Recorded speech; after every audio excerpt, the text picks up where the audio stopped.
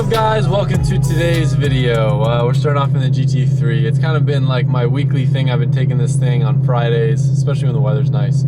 It does kind of stink. Like, this car is probably one of my favorite cars in the world to drive, but my commute is literally just stoplights. I know I've talked about this in videos before, but it kills me to just see this thing sitting in the garage. But it also kills me to just drive from stoplight to stoplight.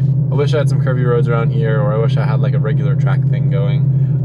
But nonetheless, one thing that I kind of want to talk about in the beginning of this video was the idea of selling this car. Because it's something that I go back and forth about and kind of struggle with, and I'm kind of curious what you guys think. So my logic is telling me, you know, the typical GT3 owner move is to sell your current generation GT3 RS, considering if you got it at MSRP, you can usually get close to what you paid for it after driving around for 2 or 3 years and putting on 10,000 miles. Then you move into the next one, the next one, the next one. It's never really a losing game. You spend maybe $5,000 to $20,000 to keep moving into the newest generation GT3 RS. Initially, that was my plan. I got a phenomenal price on this car to where I could do that. Especially, my brain is telling me to do it now because of the fact that the new car isn't out yet. The market for these is still really high and I could get some good money for it. However, I'm kind of torn because I feel like it's going to be one of those things where if I get rid of this car, I'm going to hunt for the rest of my life to find it back. Because just like the 335 was a huge milestone goal that was really special to me kind of in my automotive journey, I feel like this car was also just as big, and it's hard for me to decide internally if it's worth just keeping this car and potentially not getting the newest generation GT3 RS, or getting rid of it, moving on, and just accepting that I need to not be so nostalgic with everything that I own. So, and I'm just kind of curious, more or less, you know, I don't want you guys to make the decision for me, but I thought it'd be a cool little point to have a discussion about, because it is kind of, you know, it's a game in the Porsche world, and who knows too, maybe I own this car for 10 years and it does have the same value that it has now, but I don't know, in my mind, I feel like that ship has kind of sailed with the older air-cooled stuff and, you know, the last of the manual RSs. I don't know that this car is special enough to hold its value for 10 years, you know? It's a super exciting day today. I just got to the shop and we're gonna be setting up the whole entire no-lift shift stuff. We're gonna be putting smaller 17-inch wheels with a big fat drag tire in the Mustang. But before we go inside, I wanna take a second and give a massive shout out to one of my sponsors, Ring. They've been a sponsor of the channel for a long time, and they make some really cool products that are great for your home security. I don't know about you guys, but I'm getting more deliveries than ever. We don't really find ourselves shopping that much in person. And that's a great example of why it's the perfect time to upgrade your home with a video doorbell from Ring. So if you want to be able to keep an eye on what's going on your doorstep, whether you're home or not at home, you can log out of the app, see and speak to whoever's at your doorstep. If you have to give delivery instructions, if you've got a surprise visitor when you're not home, it comes in handy for a lot of stuff. Even if they don't ring the doorbell, you got motion detection that'll alert you on your phone and you can see what's going on. They also have a bunch of really good wired and wireless security cameras that we use often around the shop. I can go on the app, click through any specific camera, and either go live and talk to what's going on at the shop, or I can scan through specific events and see who's at the shop, what's going on with cars. Their video doorbell and their cameras are super easy to mount, and you'll be surprised with how quick and easy it is to install yourself. So, as always, I've got a special offer for you guys. Go to ring.com/LZ and you'll have a special offer on the Ring Welcome Kit. That comes with a Ring Video Doorbell 3 and a Chime Pro, which is the perfect way to dial in your front door and start your Ring experience. Once again, it's just ring.com/LZ. Get your special offer, and I'd like to give a massive thank you to Ring for sponsoring this video. Now let's go in the shop. All right, so I'm up in the car figuring out the shift boot situation, just kind of, I'm changing length a little bit to get a shifter in a position that's a little bit more straight up and down. While I'm doing that, Johan and Marco are tag teaming the rear knuckle swap so we can put the bigger sidewall tires on. So they'll kind of walk you through doing that. I'm just trimming some interior stuff, nothing really major up here, and then it should be a car again.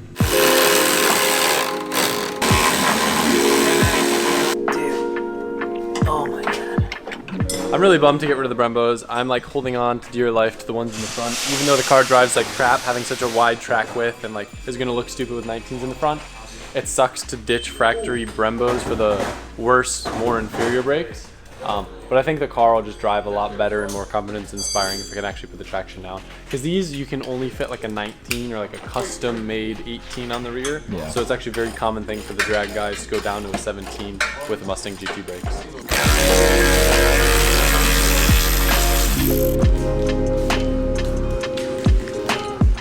So I'm over here playing with hot glue. I had to cut the shift boot, but one of the issues is whenever you cut them, then they tend to start splitting on the seam.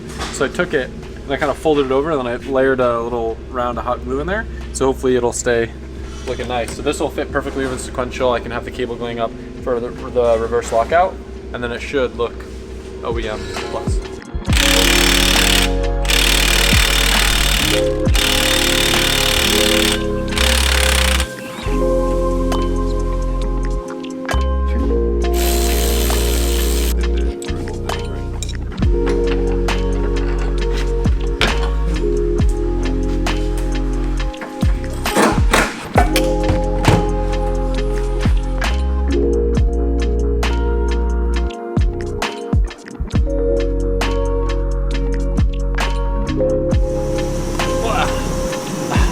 It's a boy.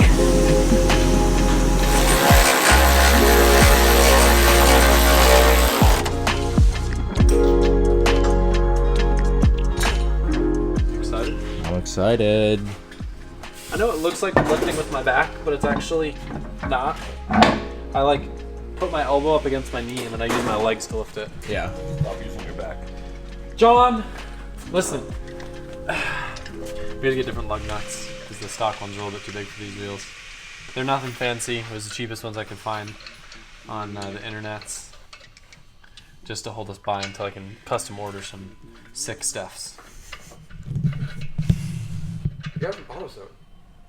No, not the lug nuts, the wheels, Sean. Oh. This guy.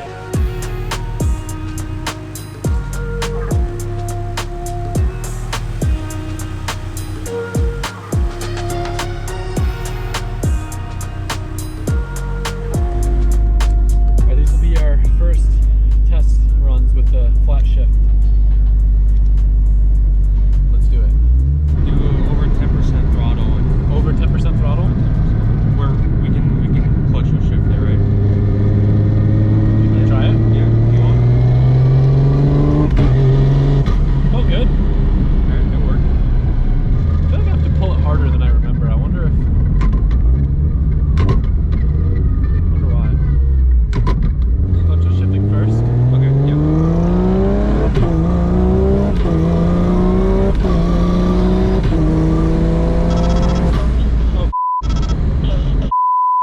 We were barely going fast. Yeah. That's a real boy. It's pretty good. Yep, we're getting pulled over. Yeah. Man. Well, we're getting pulled over. We can just explain.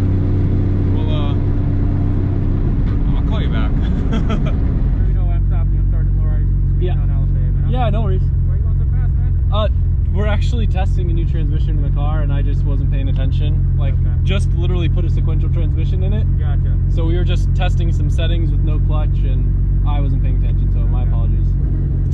Well, that might be the first time I've gotten a ticket on video.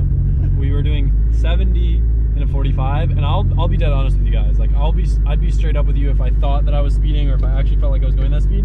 I looked at my speedo when the cop came up behind us, and it said 60 miles an hour. So either he inflated the number, or potentially maybe the overall diameter of the wheels with the drag tires are a little bit taller, but like to add 10 miles an hour is kind of a lot. It's unfortunate, but it happens. Just got lost in the sauce, man. I know, I got so excited, dude. What a way to kill my fun. I've been waiting for this moment patiently for 7 millenniums.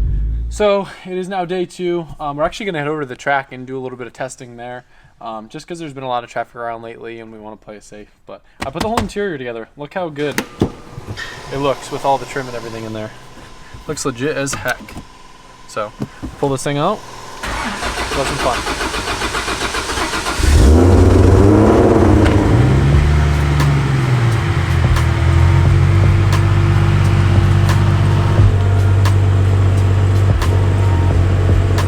Might be enough room on the skid pad to get into second gear. Let's find out. Big connect. Yeah, I know.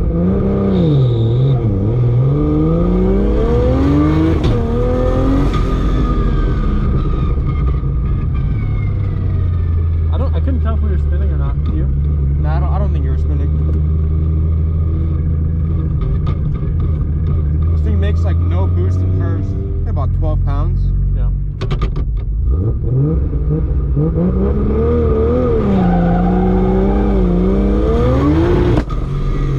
I didn't shift. No? It spun a little bit, so I didn't shift. That's pretty just on a backfire. Yeah. I think I launched it a little too hard. I'm gonna try rolling into it a little more.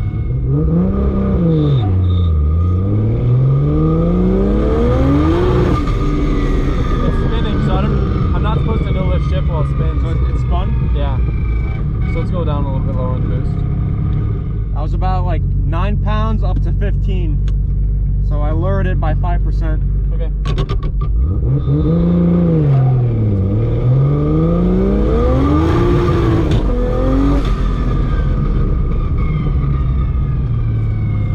It still spun a little bit, but I kind of let it bounce off limiter for a second, which I know these engines don't like. Alright, so let's go ahead and let's go back so I can set up a boost by gear table.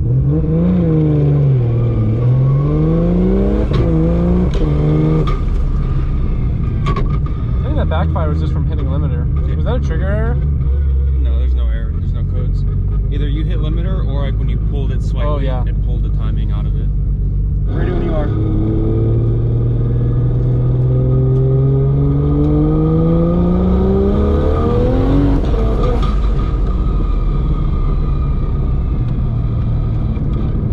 Did you do something with the throttle? It might have been me letting off. I might have pushed this forward a little bit. It's hard to tell. Okay.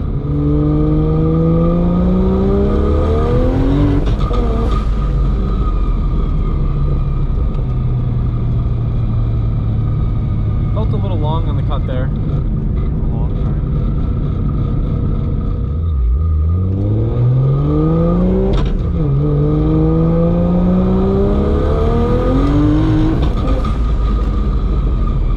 Sucks because you can't wind it out. I know. You want to do a 1-2? I can. Let me try once more with like making sure I don't push it forward or maybe do some weird shit. Just pull back. Yeah. You ready?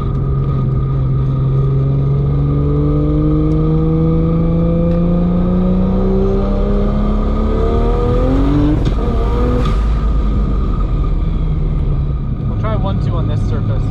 Okay.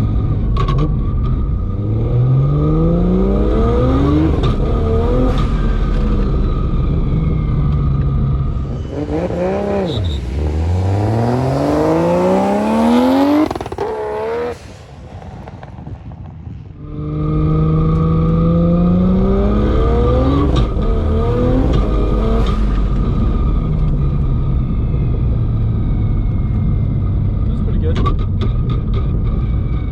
I want to try one different setting. Okay. Let's try 1-2 again.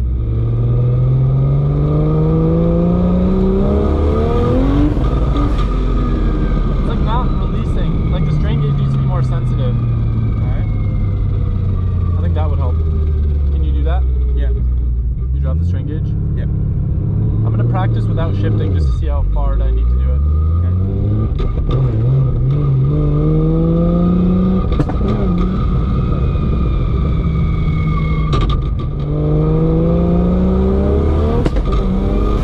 Yeah, that was better. It's making the cool pops now. Did you do that? I changed some settings too.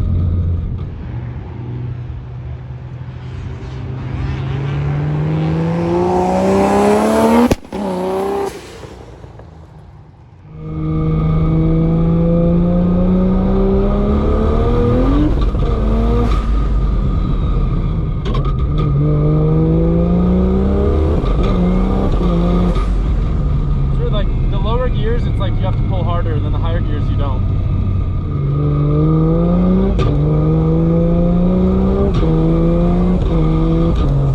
Yeah, the lower the gear, the harder you have to pull.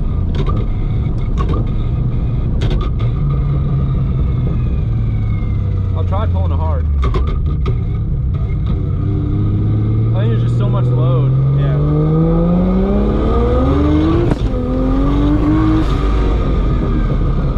Wow, that felt cool. Yeah, the 1-2. Did you not pull hard enough for a 2-3? I think so. The strain gauge is good, it's just like not unloading it enough. Maybe it needs to load it a little bit longer for the 1-2 and 2-3. Can you do that? Yeah. If you want to go back, I'll change that. Yeah. You ready?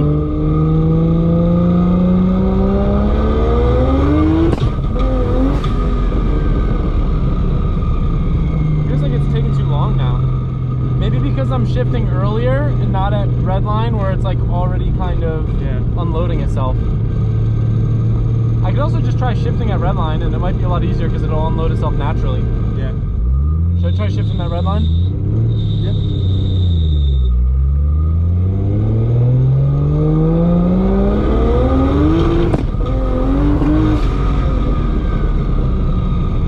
I didn't pull hard enough for 2.3, I guess. Seems like you gotta pull it pretty hard. It's weird, it's like, if I go to red line, it's obviously easier. Yeah.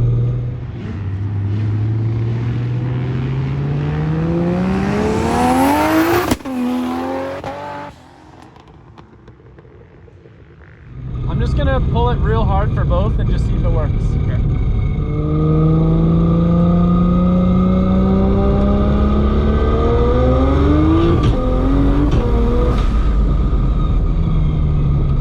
Fast now. Yeah. Alright, we'll go chill. Do we have full boost in the next year or no? So, like a second higher than first? yeah. And then third's higher than second and fourth's higher than third.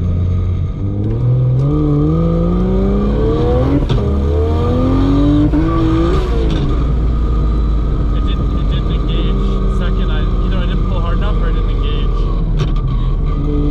Like I felt like I was pulling it hard, but it like Let go of it enough? I feel like it didn't cut it enough to disengage.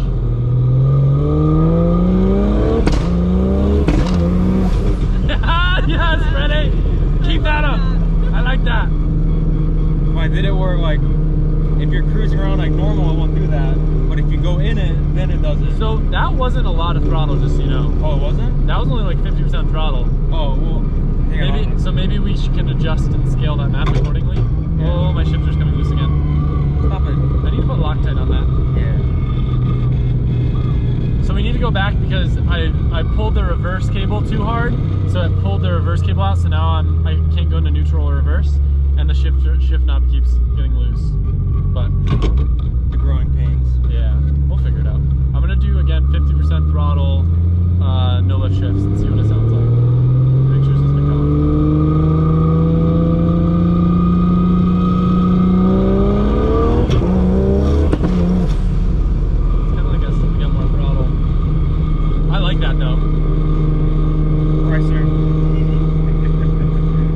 Freddie, I'm gonna give you a 1, 2, 3. Alright. 1, 2, 3. Yeah. 4, 5, 6. No, just a 1, 2, 3. Okay. You ready? I'm gonna pull like a man. Ready to go, Vroom? Yep.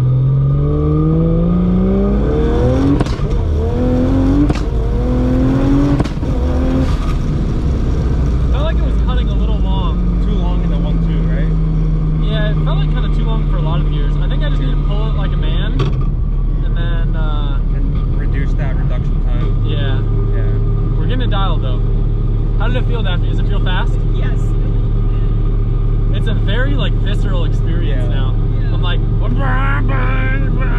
squats a lot back here. you would think not having to use the clutch, it's like not a lot of work to drive, but you gotta pull this thing like, you mean it. I think the one finger shifting is just supposed to be for like this. Like not for wide open. Yeah, wide open, the transmission's loaded up pretty hard. That's probably what he meant. I feel like that is a cool selling point though, that you can literally shift it with one finger if you're not wide open. Yeah, it's getting loose, I know. Let me see how much boost that was. It can take more boost in a second, right? I have room to do another hit if you want. One second, let me get some more boost.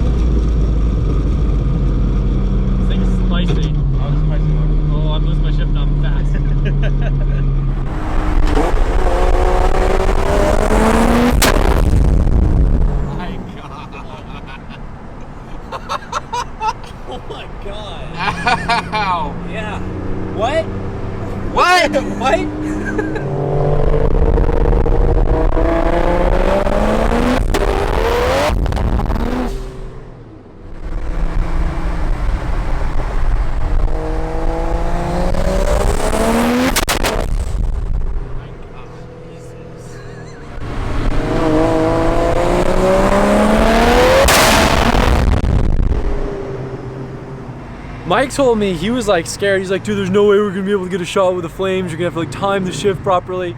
There had to have been multiple of those. Yeah. Was there? No, you did good. Okay. You did a good job. It's amazing. However, the trans needs to get pulled. Why?